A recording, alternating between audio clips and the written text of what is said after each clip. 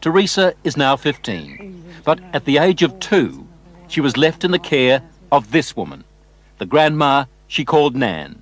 And that, she says, is when her torment started. Who was the leader? Who was the boss of the gang, of the cult? At home it was my nan. Your nan made you have sex with animals? Yeah. Like goats and donkeys. How many men or how many people would have sex with you? What, at one time? Yes. About everyone who was there, which must have been about 20. You know, from 10 to 20 people. If it was a big ceremony, it used to be 30. What would your grandma be doing when these men were forcing themselves on you? Usually laughing. Or smiling. Or having sex with another man. Or other men. A chronicle of debauchery and depravity so horrific it's hard to believe. You have to ask yourself, could Teresa be just making it up? No. I know what's true and what's not. No, I know what I saw. Children don't make up elaborate lies that this would have to be if it was a lie, which I know it is not. It isn't. This couldn't be a terrible dream, a nightmare that you're reliving? No. It's no dream. It's a nightmare, but it's not one you can wake up from. It's there all the time. This really happened, you're quite sure of that? Yeah. During these ceremonies, was Satan, the devil, ever referred to? He was called Lucifer.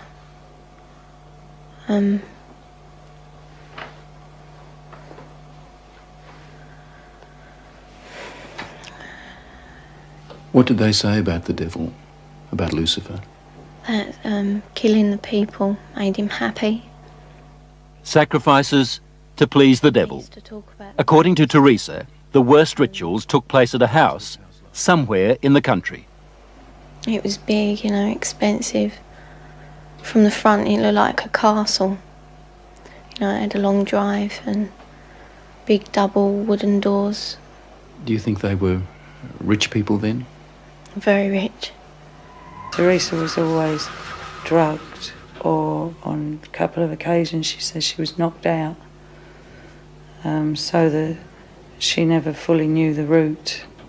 There was a tramp who was brought in once, you know, and he was killed.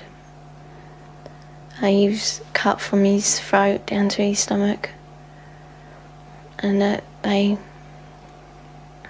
ate him, or bits of him. They killed a man at a ceremony? Yeah. In front of you? Yeah, in front of all of us. Did the tramp, did this man fight back? No, I think he was, you know, drunk or something. He seemed really dopey. He was laughing a lot when he was brought in. And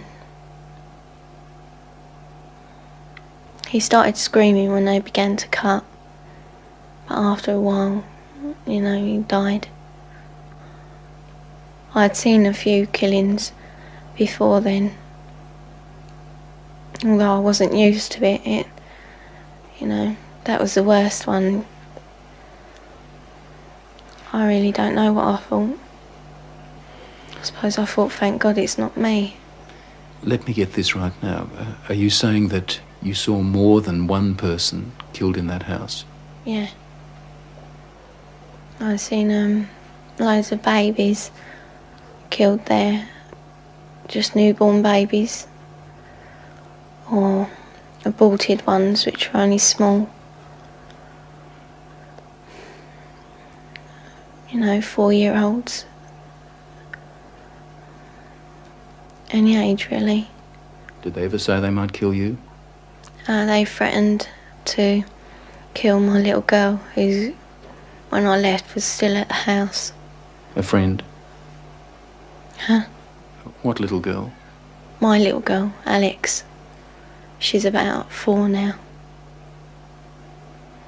You mean you had a child? Yeah. How old were you when you had that child? 11. Motherhood. What would happen to the fetuses, the unborn babies? I used to be taken away most of the time, and one time the baby was taken out of me and then killed in front of me because it was still alive. And then, what would happen? Well, after they killed it, they would eat it. Well, we were also made to eat it. You were made to eat your own fetus? Yeah. Who made you do this? My nan. When Teresa was left to live with her grandmother, they might as well have handed her to the devil himself. Did you ever try to run away? You must have been frightened.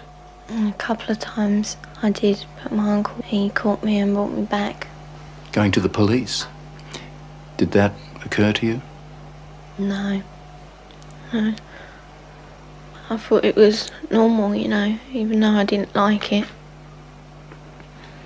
She said to me it was something that everybody did, she thought, you know, like you don't like going to school or the dentist, you don't like going to the black masses. It was never any different. I didn't have nothing to compare it to. Then the Satanists had a problem. How did they get rid of the bodies? They had a tub, you know, pretty big, I don't know. A very big tub, and they used to put the bodies and bones in there. And then there was nothing left. Well, there didn't seem to be, but when they cleared it out, there used to be a sludge at the bottom. Teresa's story, her account, doesn't really surprise you. It doesn't surprise me in the light of satanic abuse, no. Do you get frustrated with people who just won't accept that these things do happen? Yes, because I've worked with murderers in prisons for years. Not that long ago, a boy was found in a forest in southern England without a head. We have no doubts that men can do that. And yet when we start talking about men within Satanism who actually believe in evil and it's the right to express evil, we suddenly have a doubt. The police don't think Teresa made up a story. Some of the cult members are to stand trial. 5 men have been charged with rape. As for Nan, the grandmother, she's 61 and lives in this council flat in South London. She's charged on 7 counts of aiding and abetting rape and 2 counts of performing abortions on Teresa. I also witnessed a 9-day-old baby being slaughtered for human sacrifice. Audrey Harper. She spent 5 years in a satanic cult before she escaped. Why did they kill that baby? Why sacrifice a child? Satan likes pure sacrifice, and human sacrifice is better than animal sacrifice, so they are pleasing the master. Warlock, the master, just raped me. He's the high priest of the covenant. Married to the devil, is that what it meant? Yes, only, you know, there's no ceremony. But the act of unity completes my initiation ceremony. I now belong mind, body and soul to Satan. Married to the devil. A consistent pattern, it seems. Audrey when she was 22, Teresa when she was a little girl. They used to marry the kids to Lucifer.